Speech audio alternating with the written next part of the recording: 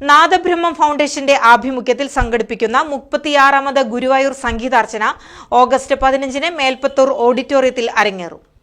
പ്രശസ്ത കർണാടക സംഗീതജ്ഞൻ ഗുരുവായൂർ കെ മണികണ്ഠൻ ഉദ്ഘാടനം നിർവഹിക്കും. നാദബ്രഹ്മം പ്രസിഡന്റും പ്രശസ്ത ഗായകനുമായ MD സോമശേഖർ നയിക്കുന്ന സംഗീതാർച്ചനയിൽ ഇത്തവണ 100ഓളം ഗായികമാർ പങ്കെടുക്കും. രാവിലെ 8 മണി മുതൽ വൈകിട്ട് 6 വരെയാണ് ഇടവേളയില്ലാതെ സംഗീതാർച്ചന അരങ്ങേറുക.